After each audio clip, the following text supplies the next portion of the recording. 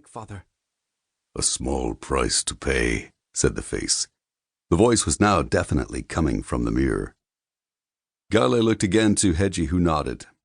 Gale, a warrior in his father's footsteps, and now under the tutelage of the knights of their tiny crossroads hold of lore, handed the candle to Hedgie and slipped his father's axe out of its thong at his side. "Go ahead," said Hedgie.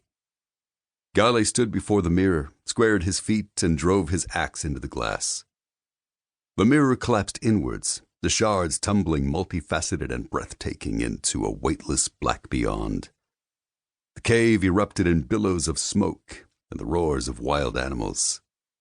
Unseen hands wrenched the axe from him.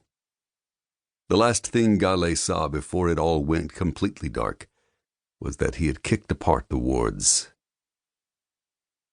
Gale crawled for freedom in the dark. Images of demons and monsters drove him, his elbows and knees thrashing at the sand, sure of clawed, vicious things inches behind him.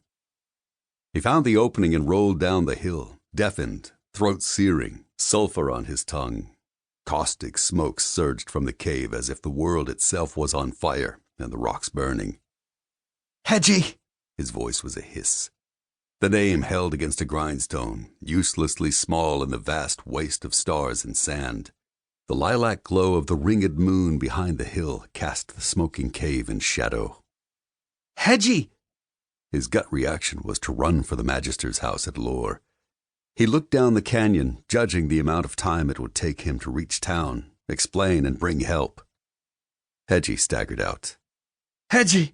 Gale started up the hill as Hedgie lurched down the slope, stumbling, carrying Gale's axe.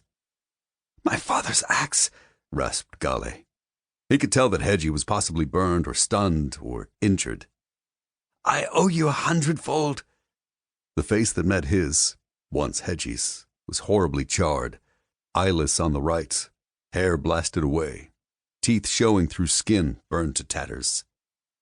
"Oh, Hedgie," said Gale, choking on the words, the back of his throat in shreds. "We'll get you to the Magister. You'll be all right. I can carry you." Hedgie raised the axe with a roar of 100 voices joined in anguish, all the rage and longing of hell itself unleashed at the skies. The stars shuddered at the noise. Gale threw out a hand and knocked Hedgie into the dirt and briars with the force of his heart, the force of the world. He unlocked his knife from his belt and dropped to a knee and drove it, panicked, frantic, into his chest until the last of the voices from the Hedgie thing, no longer Hedgie he was sure, faded and gurgled. Gale wiped the knife on Hedgie's tunic and sheathed it, then took up his father's axe and ran. Gale slammed his fist on the door to the Magister's house, a grip in his gut. He'd killed Hedgie.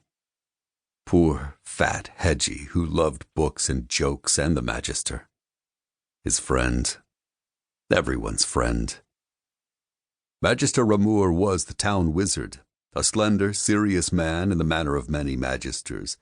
He opened the door, which scraped on the floor, and the moon reflected on his wisps of white beard and his dark pate. "Magister," shuddered Gale. "I've done something terrible." He went into a breathless explanation, stealing the mirror, summoning his father, breaking the wards, the mirror collapsing, and lastly, killing Hedgie, although he neglected the part about using his magic. Even Hedgie hadn't known he'd had any magic. Halfway through, Ramour had brought the boy inside and sat him down, made him some tea, and listened with his fingertips pressed together. It was an odd house, Gale noted, tidy and sparse and smelling of tea and candles, and yet from the inside it appeared that none of the angles quite came together. Corners met dispassionately and with no readily apparent regularity, and the roof felt like it sagged overhead. All in all, it had a lethargic, unindustrious feel, and Gale was surprised that the town magister couldn't have afforded to have someone build him a better home. "It's likely that Hedgie didn't know what he was doing," said Ramour. "A boy in that much pain may not even have known who he was. If you killed him defending yourself,